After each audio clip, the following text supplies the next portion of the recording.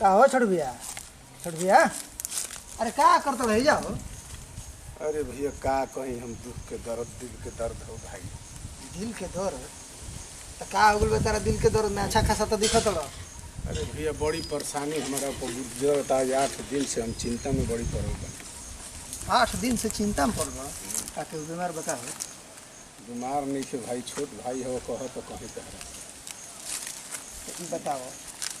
तो हम प्यार से मैंने काहे खाते नहीं भाई काहे देते भाई काहे चिंता में पड़ गो का तू बताइबो तब तो हम जानम कि तू ना बतिबो तो हम जान जेबे पे। भैया बताई तो हमें हल कर देबो। देखो हमारे से हल होखे वाला रही एकदम गारंटी कहतन कि हल हुई हो यही हो जी। लेकिन अब जब हो खही वाला ना रही तो हम का करो बताओ। तो देख भाई हो कुछ कही हम मत बुझाई लो। अच्छा ये बताओ आज तक हम तार बात के तो कहले बनी ना चले ले बनी तो ना। तू काहे हमर पोसक कर लो। तारा पर तो पूरा हमारा हाँ तो ठीक विश्वास है। रहेला, यही के चलते तारा से कहतनी कही।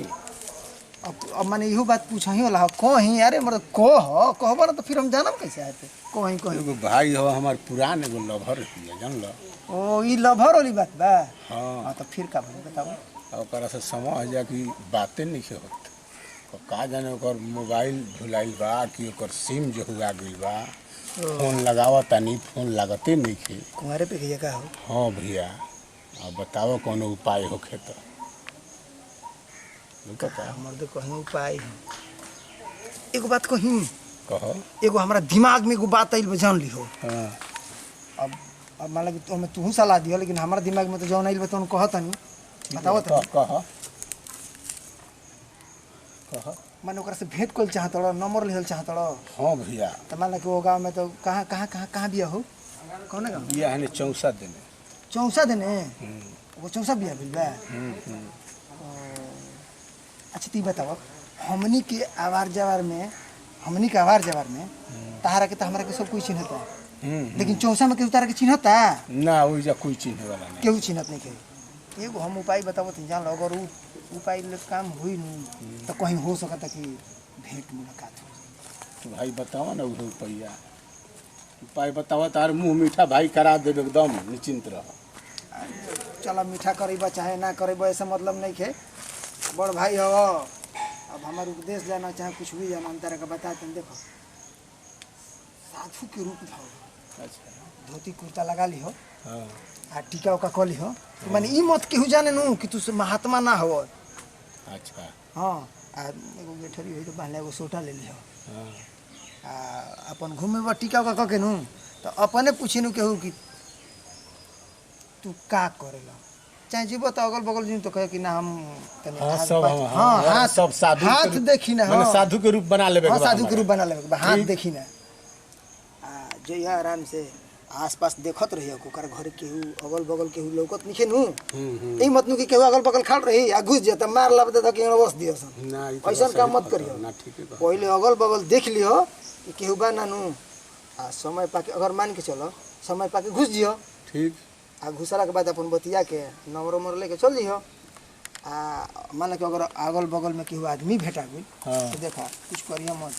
केहू कही कि गोला तनी बाबा तो खुश रह आनंद रहे बाबू आनंद रह तो का करना बाबा हम तो महात्मा आदमी है हम हाथ होत देखी ना तो अपन ऐसे हाथ उठाइए आराम से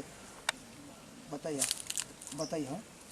तो केहू के ओमे बताओ कि कैसे ही मत बका के कुछ मत बोल दियो कहियो कि केहू के हाथ देखे से पहले कहे कि ये बचवा तारा किस्मत में तो आवता पैसा लिखल बा ढेर आवता पैसा ऐसा बात नहीं है लेकिन टिकट नहीं के। हाँ हाँ बात सही हाँ कहता। जौन आदमी के चरित्र में चलेला उहे बात बतावे के चाहिए। आज देखते बड़ा हमके माहौल में का चलता हाँ उहे चीज ओकर लायक बात करिए ई मत कि ओकर अनफिट बात कर दबनु तो बस बुझ लिया नु कि अब तारू कह के ई तो ढोंगी है ठीक बा। तो ऐसा काम करबो तो तार काम हो सकता तो तू जा तारा के तो हम बताइए देनी अपन वही तरीका से अपन काम कर ले बा। बाकी ध्यान रहे बच्चा भैया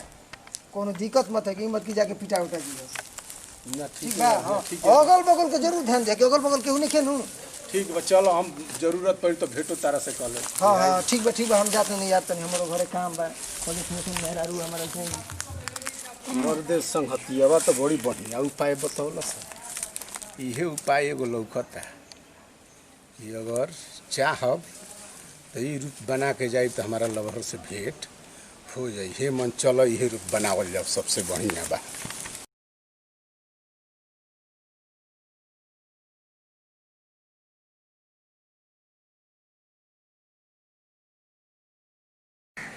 अलख निरंजन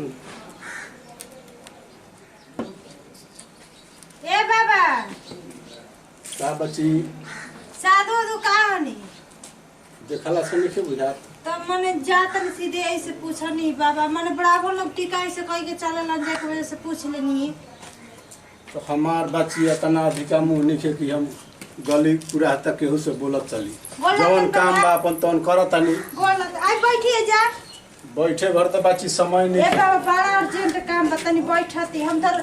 खोजत रहनी आ भगवान से दुआ मनाई के रोया गईनी हमार किस्मत भी है कि फिर गेल रौरा से। ए बाबा ये बात रहलो न तनी में हाथ देखत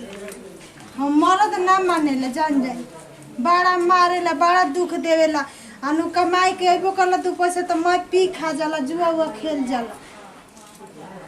ठीक है बाबा बैठी आई है जा बाबा बैठी दुगो लड़को भइलसन चार गो नु त वो वही पिया करवा लेखा भइलसन सोचो तनी कि रौरा में बताईती किस्मत में कि का हमर किस्मत में लिखल बा त रौरा कुछ बताईती सीध उद करे के हम करती तो उसे हमर किस्मत बदल जाई। तो ठीक है बाबा जी हो अपन दहिना हाथ दिखाव ऐसे कि हमरो भी समय नहीं के हम बताते जानी तैसे तैसे तू कर ली हो। हां तारा भीरी लक्ष्मी आवताड़ी हां आना धुन बाकी ठहरत नहीं खी हां बुझाइल काहे लेकिन ए ऐसा कर तू कि शनिचर के कई शनिचर के हां सवेर में जाके जल ढार हां आ तारा भीरी लक्ष्मी ठहरी हन आ तना ए पर ध्यान कर। सही में बाबा हां अच्छा ठीक बा हम चलत नहीं एकरा तो कुछ ले ली दान दक्षिणा बाबा ना हमारा कुछ ना चाहिए बाबा कहे ऐसे तुम तू तो अपन जाके अपन काम कर जौन कह देली तब। ए भगवान ऐसन तो साधु देखो कौनो ऐसन साधु आवे लसन तो आलू चाउर दाल मैं मांगल सन 11 को चाहे 21 को रुपया बेचारा कितना निमन बा हाथो देखल स कोई ए ऐसन साधु निमन निमन रहे लसन जो ना लेवे लता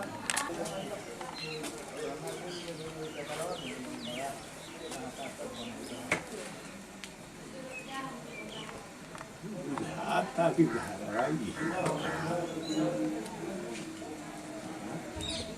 ये तो घरवा बुझाता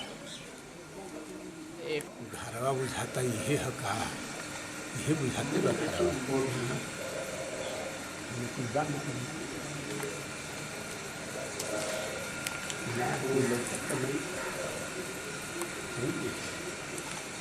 ये घरवा ये है बतालू के बा कोई बा अरे भाई है देखबू तब हम तो पंडित जी हैं।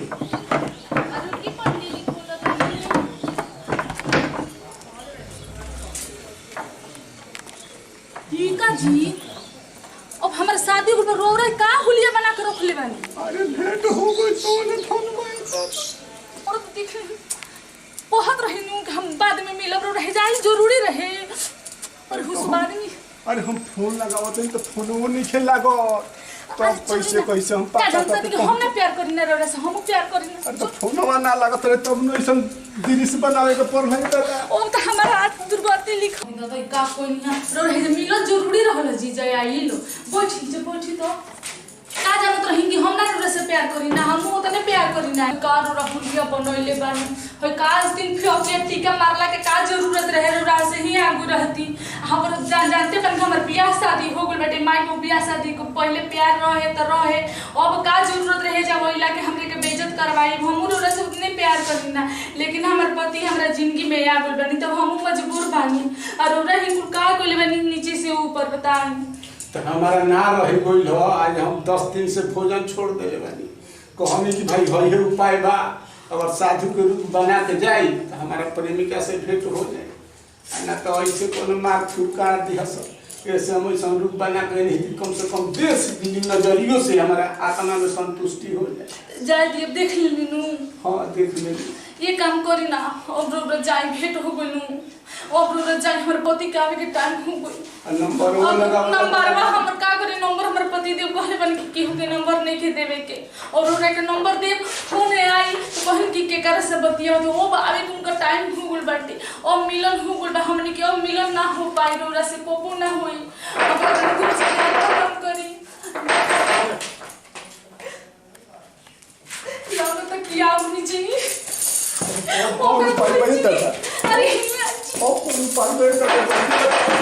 वही दादा वही हम अरे ऐसे भी होते अरे कहाँ बोल रही है वही उतारना हम जान ये क्या है बोलो उतार से दादा ये चल तू बोला गाड़िया हो अरे रुक के यार नहीं अरे दादा जान जान ओके पूरी भाई देखिए हमारा तो बच्चा अरे तू क्या कर रही है कुछ भी डांस हमारा कोई सुन पर चल रहा था हमारा कोई सुन पर चल रहा था और वो से हम गलती ना करो बोला गाड़िया हो अरे आओ तनी जी आज मुद्दा ना ये मत जानी कहाँ जानी अरे का कर दो कबले हो और तनी पेट में खाए लाओ तनी सूत कर के बस बना कबले हम को हाली पिटन के हाड़ी का कर दो कबले पेट दुखता था पेट में दुखाते हैं ढेर दुखता हो दवाई खइलु हो और दवाई खा लो ठीक हो जाई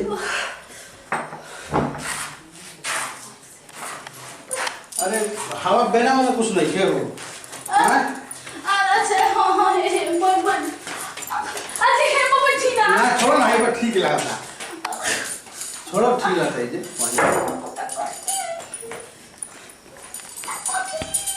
अब है जाओ है आओ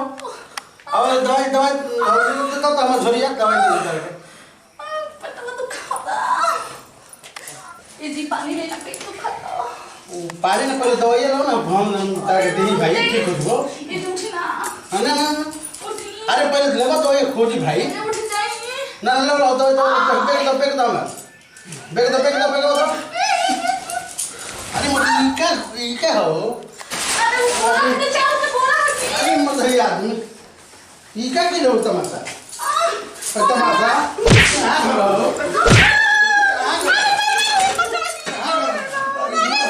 नौटंकी कर कबले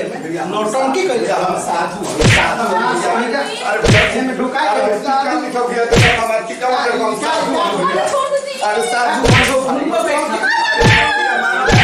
नौटंकी कर टिकवा देखो भैया हम साधु हो गए कबले साधु भैया साधु मैं हमारा उसका क्या होता है अरे भाई का सुना भैया तो करते साधु है भैया नौटंकी वाला भैया और नौटंकी साधु है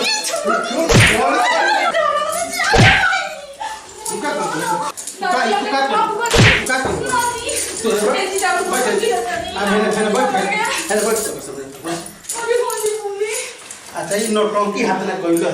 ये हमरा में गलती नहीं है माने केकरा में गलती रहे माने केकरा में गलती रहे ये जी सुनी ना वो आए तो हम साधु बन के कुमार कहीं दे तन मुनि मिलत रह जाओ तो और तो नहीं जरूरी बा हम ना बोले नहीं तोरा बात ना हम विश्वास कहिए हां ये जी माफ कर देना तू हाई बोला के साधु के भेंट करत है बताओ माने दिक्कत बाकी ना हमरा दुख के बात बाकी ना हम नहीं सन काम करो माने हमार मेरा होइस माने दिक्कत बा नो दिक्कत बा बोलते अब नहीं सन काम ना करम देखि जी हम ना जनी को हम न त हम ना खोले उ साधु के रूप में हम ना चिरनी ते घरे बोला ए घर ढुका देबो वो जी हम ना कुछ गलती काम नहीं कर दे गलती नहीं की कइले तो मैं हाई कोई जानी तो का करी हो जी ठीक है कहतन जे हमरे को माफ कर दे ए जी माफ कर दे माफ कर दे आज के बाद ऐसा काम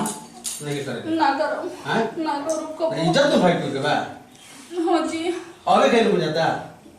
ना छोड़ दे रही माने छोड़ दे जब ठीक बना बताइए हाँ, ठीक बात है। ठीक चल